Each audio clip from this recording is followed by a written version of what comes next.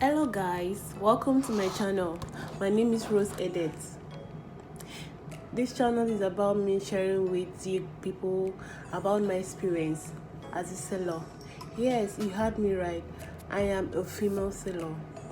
So apart from my experience in my profession, I will be sharing with you guys everything. I'll be bringing everything in between. I'll be throwing in some vlogging at some times. So I'm just here to inspire someone. You find yourself in any kind of dominating environment, whether you're a man, you see yourself doing women's job, dominating environment, and you feel like you're not doing well, or you're a woman, a lady, you find yourself in male dominating job environment and you feel disencouraged. I am here to share with you all my experience, and I believe this will make you stronger. So today's video is literally some questions and answer I got from my Instagram followers that are intending to become sailors. So I want to answer some of those questions. So let's go into today's video.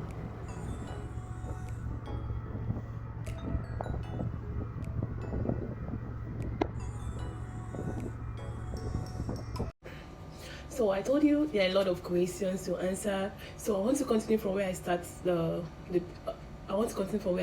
the last time. More questions keep coming in, but I don't think I can answer all of them in here. I still answer some people personally, but I just feel that these are very sensitive questions that people need to know, so I share it here. But other questions I will answer personally, so you're free to send in questions. Even if I can't answer you here, you cannot get an answer to your question here. I'll always answer your question personally. Seriously, I promise you guys. I got your back. I will always answer your questions. So don't feel reluctant. You can ask for your friend. You can ask for your child. Any of your kids might want to be a mariner, might want to become a sailor. You can ask them. You can ask questions on their behalf. So don't worry. I'll always answer. So the next question is, someone asked, do you have internet access at sea?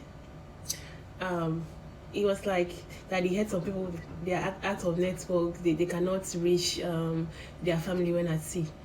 Yes, if you are within coastal water, that is, your water does not go to high sea, definitely you should be accessible to network. Like my company is a coastal vessel, so we work basically within coastal water. Like now where I'm making this video is at Lagos Anchorage, so we are still in Lagos. We go to Port Harcourt through sea, we go to Calabar through sea, we go to Warri through sea. So we still reach our families. We can still make calls, we can still use Wi-Fi to connect to the internet and chat, and we reach the family. You can reach to your family, except you're going on a long voyage. Like when we go from water to Calabar, it takes like 2 days. It's a 2 days journey.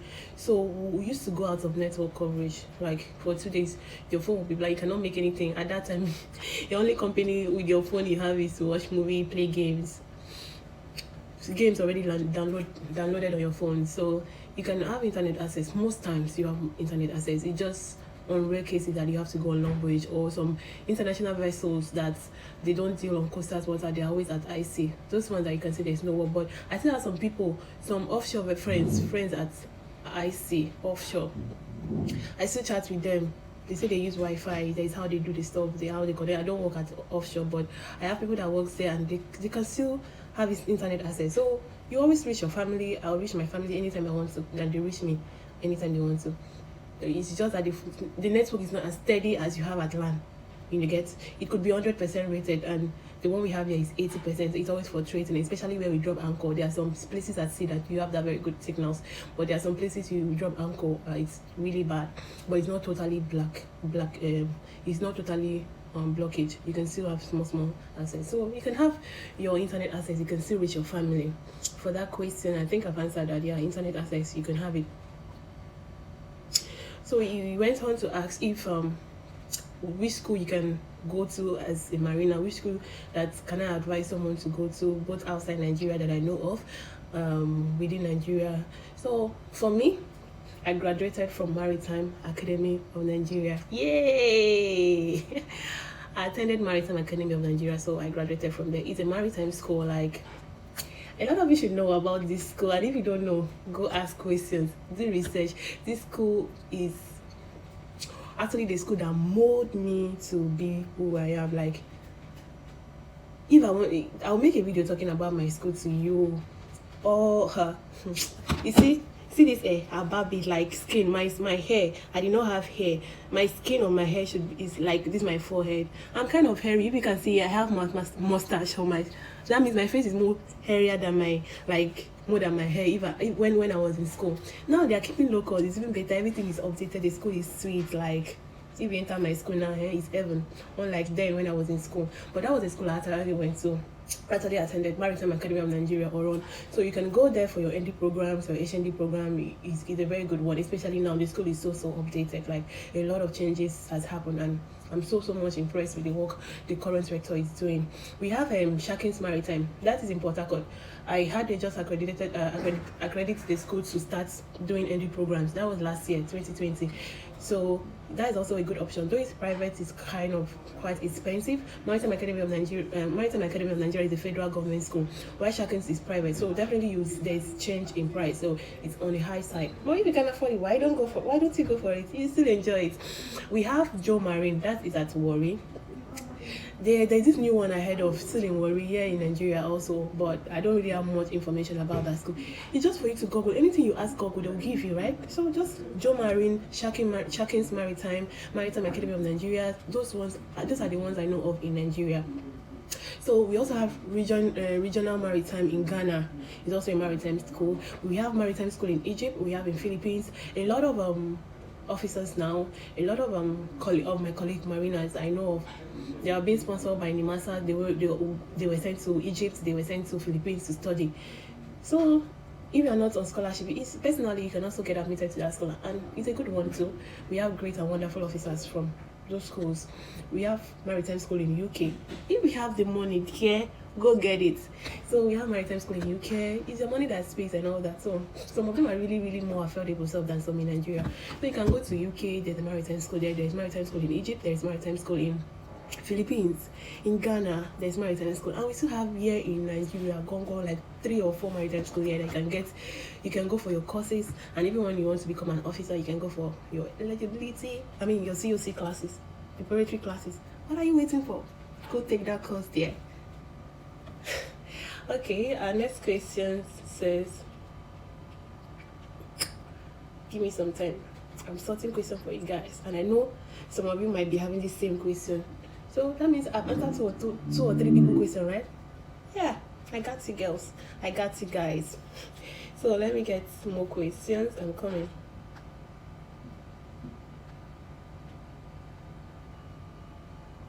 Yeah, this one is a very emotional one for me. Like, when I got this question, I sat down for a while and I had to I absorbed everything because it was emotional.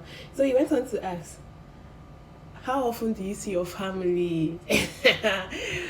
See, this one is a different video on its own, but I will just cut the long story short. Like, I've not seen my family in the last 3 years. Like, my whole family, I've not seen them. Like, it's not really because of my work. It's just because I'm in another state and my family is in another state.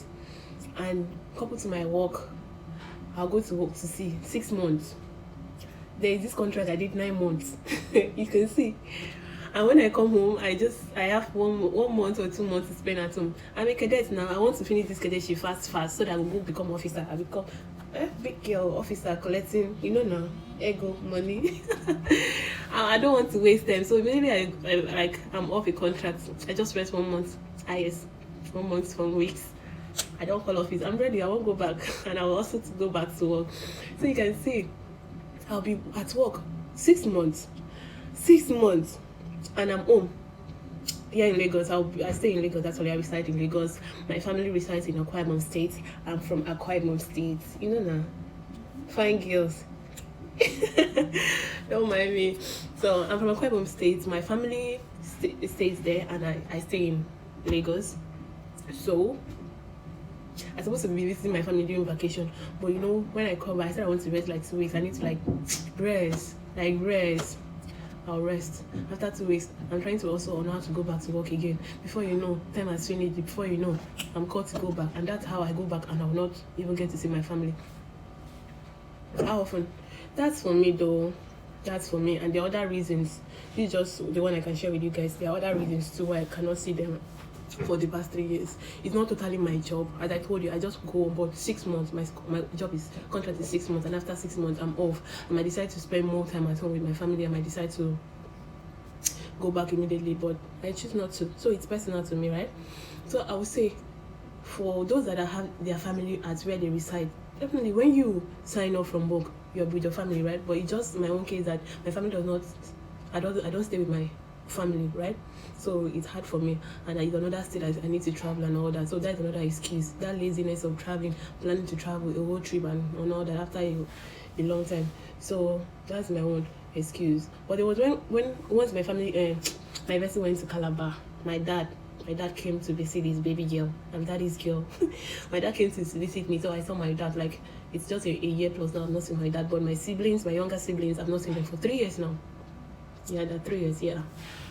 So, but people that stays with their family, anytime you sign up, you're seeing your family. And apart from that, you know, COVID is a big issue. Before COVID,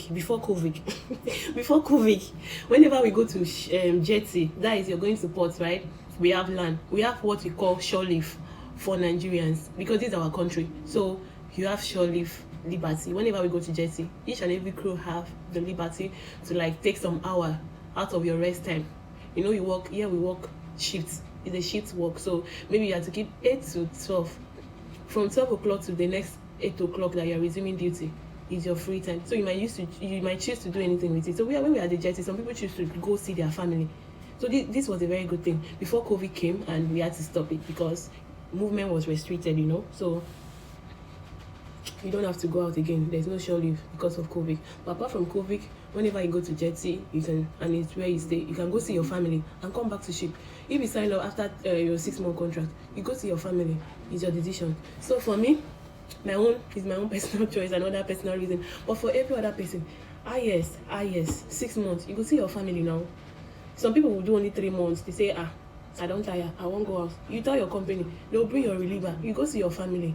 We go to jetty when there was no COVID. Even if we go to jetty 5 times in a week and you want to go out, you take shore leave and you go and come back. So you always have to see your family as long as you are working in a coastal water. Except you're working at offshore, that you go, maybe offshore vessels, ISF 3 months, you don't still come back, that you not see your family for a longer time. So family, you can always get to see your family. It's not an issue. Yeah, guys, you can see your family. Your family is very important. And for the married ones, you can go and see your wife when we are at the jetty. You can see your wife, don't be worried, your husband will come and see you. So we go to another question, right? So you went ahead to say, okay, this COVID period, COVID-19 period, do they stay crew? How are we managing the whole thing? Just like every other organization are having preventive measures out there. You wash your hand, you use masks all the time, you use hand sanitizers, no crowd. Just preventive measures. Yeah, that's how we do it. When it was really very hot, you know, COVID, there was that period, there was lockdown and all that. There was no crew change. Everything was just on a standstill. There was no crew change, so we only maintained the crew that were already on board. So some people, like, even when their contract got finished, they just had automatic extension because there was no crew change at that time.